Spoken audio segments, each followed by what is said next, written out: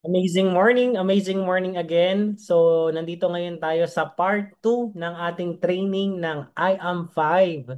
So, ito yung mga bagay na araw-araw nating ginagawa dito sa I am Worldwide. At kung napanood mo na yung first part natin, pinag-usapan na natin doon yung prospecting, inviting, tsaka yung presenting. So, ngayong araw na to or ngayong video na to ay next naman natin yung dalawa pa na kasama dun sa I am 5 para makumpleto mo na yung mga kailangan mong gawin every day. So, i-share ko na.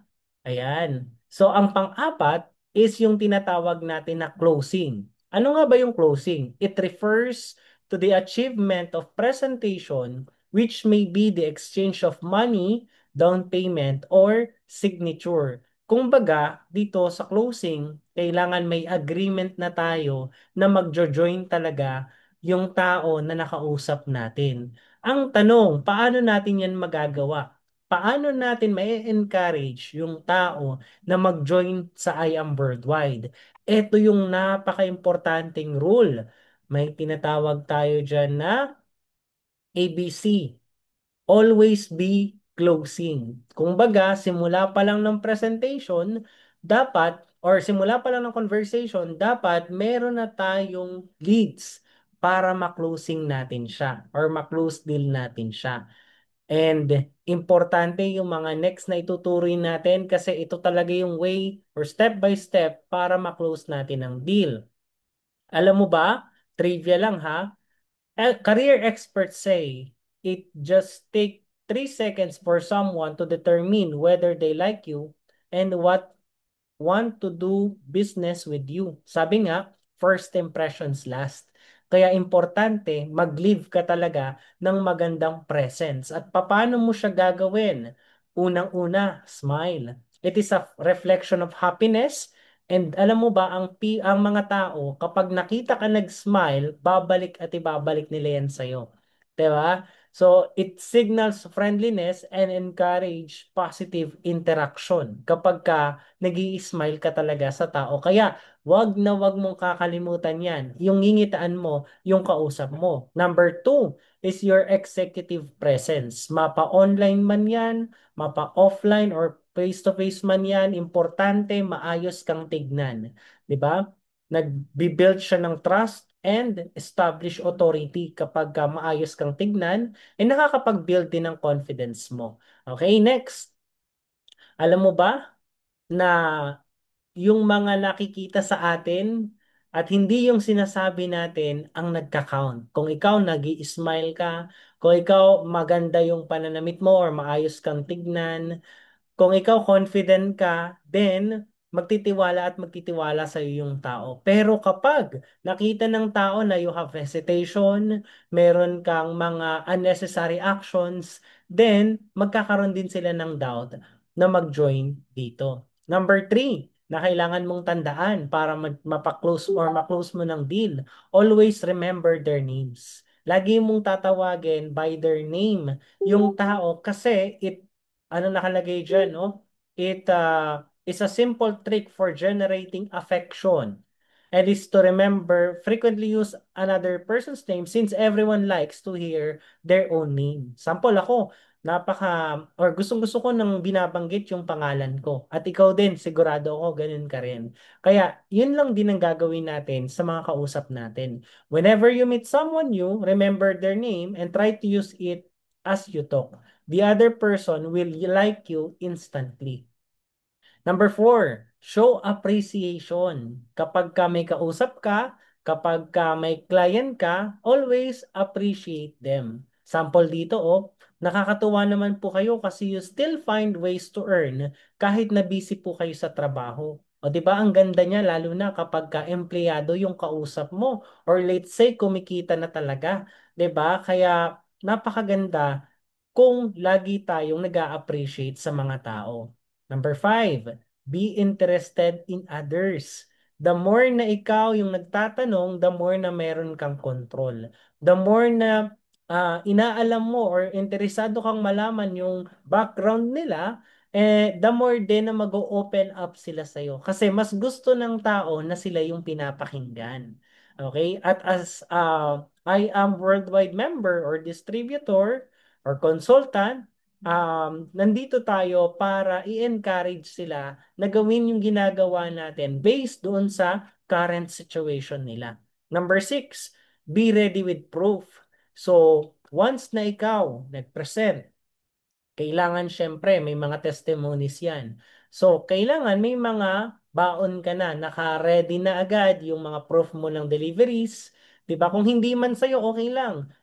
Marami tayong mga pictures dyan na pwedeng magamit na testimony na nagkaroon talaga at ikaw din mismo, wag mong kakalimutan na mag-ipon ka ng sarili mong mga testimonies. Okay? Mag-ipon ka ng sarili mong deliveries ng mga transactions mo, 'di ba? Every time na ginagawa mo ang I am worldwide, mag-picture ka ng mag-picture talaga.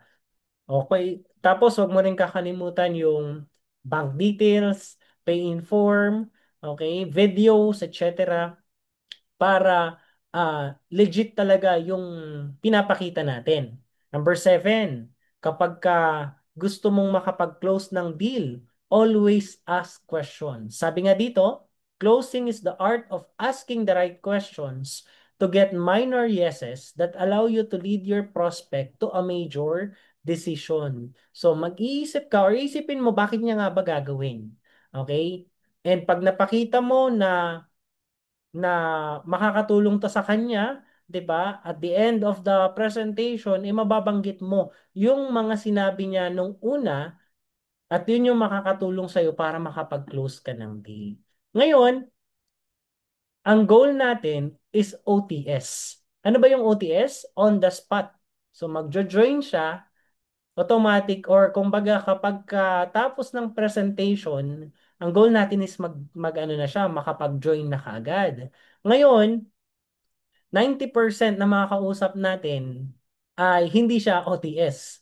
Okay? 90%. Kaya marami silang mga alanganin pa. Kumbaga hindi pa sila agad-agad magde-decide. Ngayon, yun ba ay rejection or objection? Nalilito kasi tayo dyan eh, na kapag ka ang tao, paano yun? Pagka hindi siya nag-join, automatic ba no na kaagad yun? Ang sagot po, hindi. There's always some objection pa. Okay? So, ito, para mapataas yung chance mo na makapag-OTS ka or on the spot, practice the right prospecting and proper scheduling. Katulad nung tinuro natin on the first part, you must have the right prospect and right approach, right scheduling para uh, maging maayos yung usapan, yung hindi nagmamadali, yung nakafocus lang sa presentation para mapakinggan talaga. Next, deliver tee up properly. Kailangan, ang goal natin, mapakinggan ng maayos ng kliyente natin yung sasabihin sa presentation. Build rapport or kailangan magkaroon muna ng common ground, kailangan komportable yung client bago tayo mag-present. Kapag ka naman mag-partner, mas maganda magkasama na. Complete the presentation para after the presentation, doon na lang yung question. Maaari kasi yung mga tanong niya habang nagpe-present ka ay or nagpe-present yung mentor ay masagot na. And then after that, close and seal the deal. Important. ABC rule. Bridge should have the most part in closing. So dito sa closing part, ikaw talaga or majority ng reason para mag-join yung client is dahil sa'yo. Ulitin natin ha, burger approach, opening, presentation, and closing. Ngayon, ano ang gagawin mo as a closer? Number one, keep your mindset positive and keep helping others. So dito kapag nagko-close ka, ang target mo, matulungan mo yung tao. Okay? Matulungan mo siya na makapag-join. Bakit siya magjo-join? Ano yung benefit niya? Yun ang i-focus mo palagi. Kung hindi man, no, marami pa diyang iba na magiging part ng team natin or ng mapapa-join mo. Number two, trust the system. Kailangan komportable ka or kailangan ikaw mismo kumbinsido na maganda yung ating sistema, na maganda yung products, maganda yung compensation plan at mag-work talaga ito. You need to be sold out with our business. Number three, Don't be shy. Hindi mo kailangang maging mahiyain. Bakit? Hindi ka lang basta nagbebenta. You are sharing. 'Di ba? Meron ka na kasi, pasok ka na kasi sa system natin eh. Meron ka ng magandang products. 'Di ba? May compensation plan ka na. Ang ginagawa mo lang naman, sinishare mo para magkaroon din sila. Hindi naman ikaw lang yung magbe-benefit, kundi yung mismong taong nag-join yung magbe-benefit niyan. Next, be aggressive. Okay? Kapag ka may client ka, kapag may kausap ka, palagi mo siyang re-replyan. 'Di ba? And don't stop learning new things. Number five, be confident and positive that your prospect or client will earn 100% in IAM. That they will earn time and financial freedom. Parang yung kanina lang. Number six, be sincere. So sinasabi natin hindi lang pwedeng ano no, kumbaga ang pinapakita mo lang is gusto mong kumita. Ang kailangan dito is yung sincerity natin na talagang tutulungan natin yung tao. Sabi nga dito, when you say it, do it, never promise anything you cannot deliver. So kapag nangako ka, gawin mo talaga. Okay? Be sincere on that. Wag mo lang isipin na ay pagkatapos kumita, bahala na siya kasi independent naman siya. Wag. Ang gawin mo, tulungan mo rin talaga sila. Number seven, third party approach. Kung kasama mo si mentor or wala kang kasama, you can call someone your upline para makapag-share ng testimony or ng same background kung nasa office ka, 'di ba? Kaya importante nakikipag-usap ka rin sa ibang mga partners natin dito para the moment na kailanganin mo, meron kang makakausap. Okay, hindi kasi enough na ikaw lang. Palaging dapat meron kang ah, testimony ng ibang tao. Now, paano mo malalaman kung yung tao ay interesado sa pine-present mo?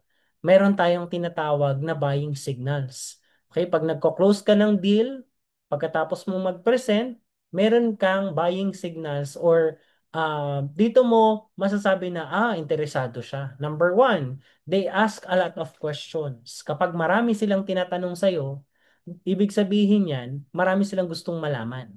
Kaya okay lang kung tanong ng tanong. Huwag kang maggagalit pagka maraming tanong at ang goal mo, masagot lahat ng tanong nila. Next, they are enjoying what you are showing them. Pagka nakikita mo na positive yung feedback nila, then ibig sabihin possible silang mag-join. They talk about how they handle it when they own the product.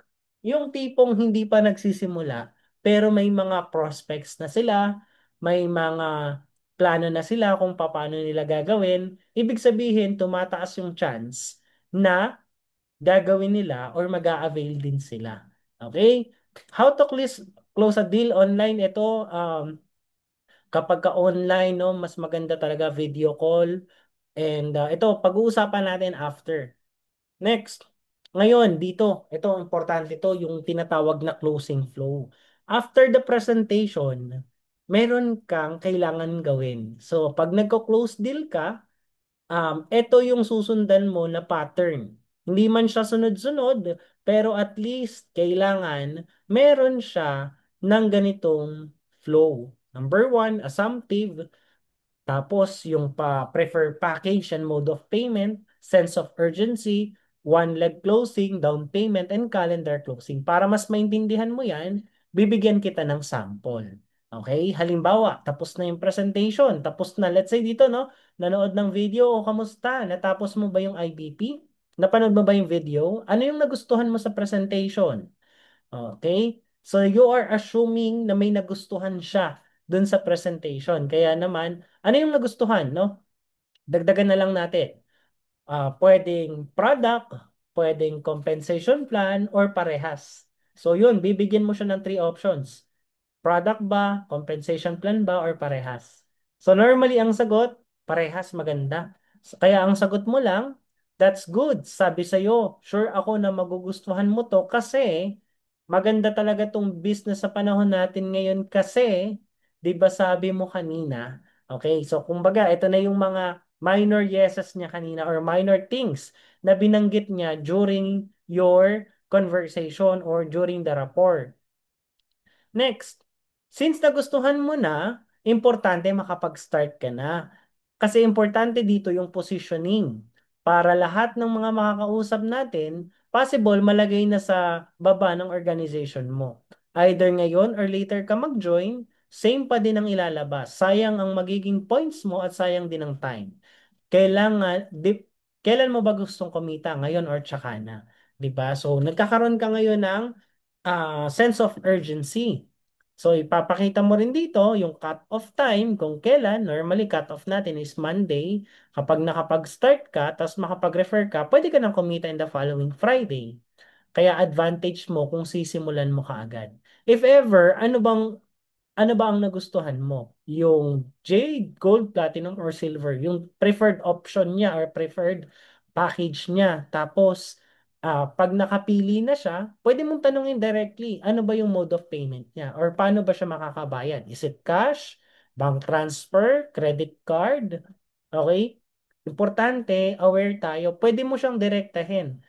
Baka para malaman din natin if meron ba or wala.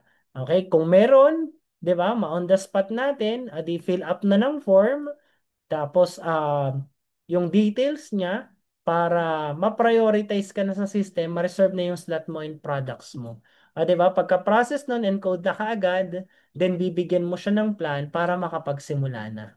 Okay? So ganun lang kasimple. Anyways, hindi kung it will take some practice bago talaga maging effective. Okay? So, uulit-ulitin mo lang talaga yung closing flow na ito hanggang sa ma-perfect natin.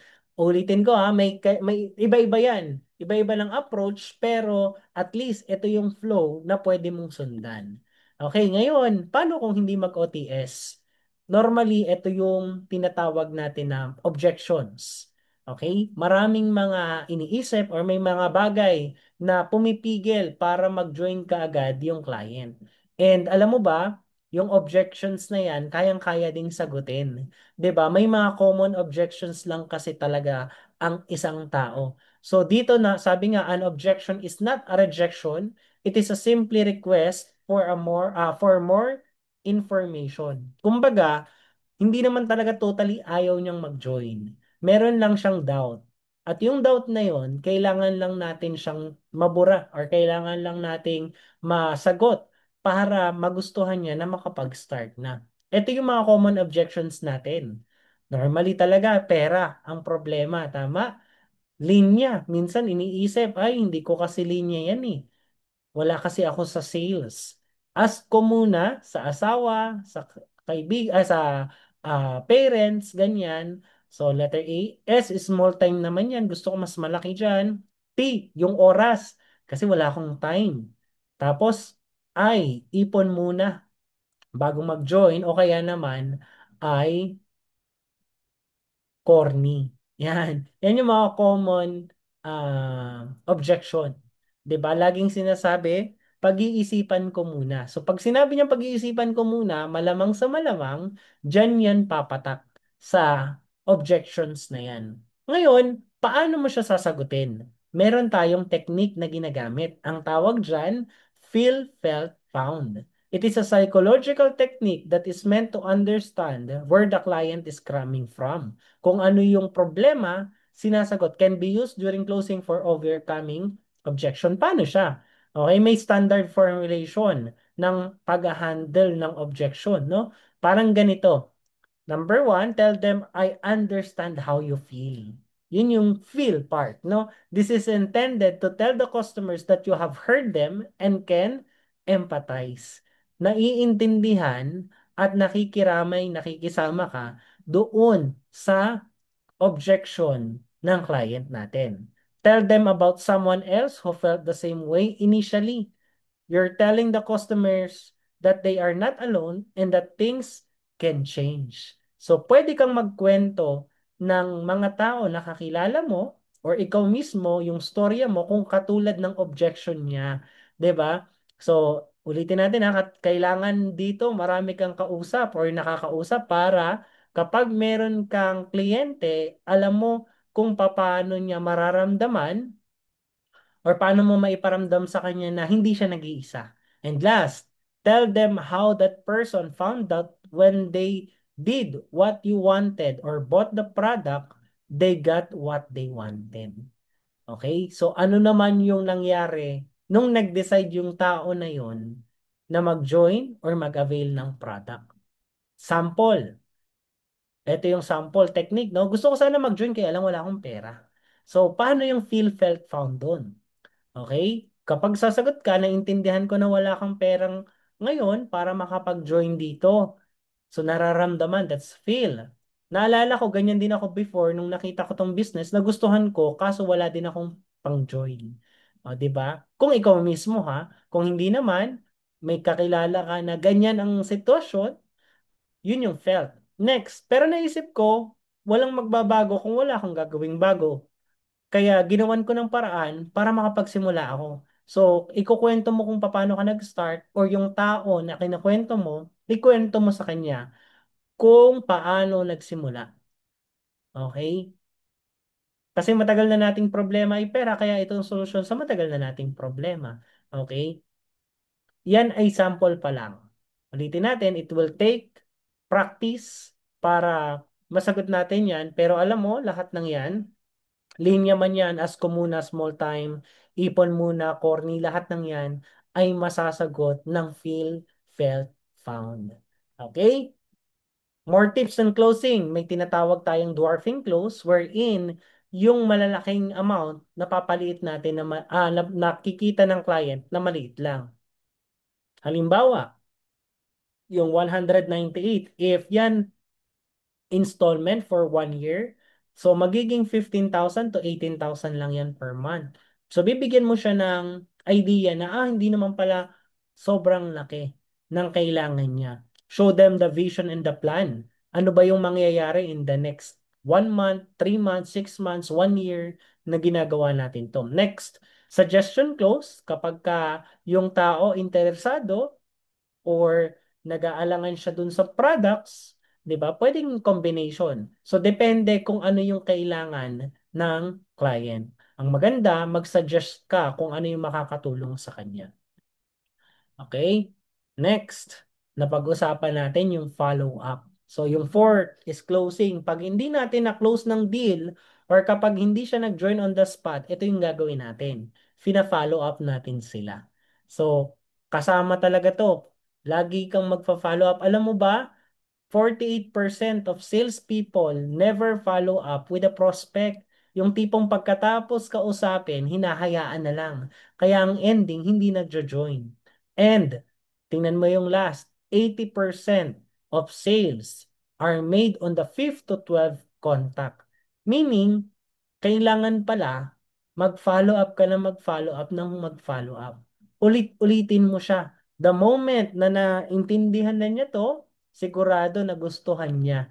Ngayon, kailangan mo na lang siya na i-follow up ng i-follow up para hindi niya makalimutan. Kasi ang tao may retention lang ng excitement. Alam mo ba, in just 72 hours, nawawala yung excitement ng tao. Parang nung bumili ka ng cellphone. First day excited ka, second day excited ka, pero pagdating ng third day, parang normal na lang. Okay, ganun ang nangyayari din sa sales natin or dito sa IAM. The moment na hindi mo siya finalo up ng finalo up, nawawala yung excitement ng tao. Okay? So, paano mo siya ipa-follow up? Yan. Your Facebook post is already a follow-up. Kaya, palagi kang magpo-post ng maganda sa iyong profile. The same time, ilagay mo siya sa prospect list mo. Lagi mo siyang kakamustahin doon. Be excited always and your mindset is excited ka na tulungan kesa peperahan. Okay, kapag ka may mga potential ka naman, i-add mo na yan sa mga group chats natin. Next, paano mo pa sila i-follow up? Ito, okay, pagkatapos mo silang mapresentan, pwede mo ulit silang imbitahin sa mga IBPs, even IAM trainings. 'Di ba? Pwede silang, libre naman yung training natin, kaya pwede natin silang mapapasok doon. Incentives, ayan, sa atin kasi ang daming mga incentive eh. Kaya i-follow up mo yung incentive na yan. Pagka may mga events or activities tayo, lalo na sa company and teams, ay napakaganda na ma-follow up natin sila. Sa company natin, ang daming mga artista, ang daming mga ambassador. So, pag nakita nila kung gaano kaganda yung event, talagang mapapawaw na lang at magkakaroon talaga ng interest dito sa I Am Worldwide. Okay? Sabi nga dyan, hard work beats talent when talent doesn't work hard. Dito hindi naman usapan kung magaling ka. Dito ang kailangan lang, masipag ka, tuloy-tuloy mo siyang ginagawa. Okay? Sigurado magkakaresulta at magkakaresulta ka. Kaya yung na tinuro natin, yung lima na tinuro natin, kailangan mo siyang i-apply everyday. Mag-prospect ka everyday, mag-invite ka everyday, mag-present ka everyday, mag-close deal ka everyday, and mag-follow up ka everyday. Yang lima na yan ang gagawin mo ng tuloy-tuloy para in the next few months, few years lang, ang kailangan mo, magkakaroon ka rin ng malaking resulta. With that, thank you so much. And kung may natutunan ka, no, lista ka naman ng at least 5 things na natutunan mo sa part 2 na training natin na ito. And thank you very much. See you sa next training natin.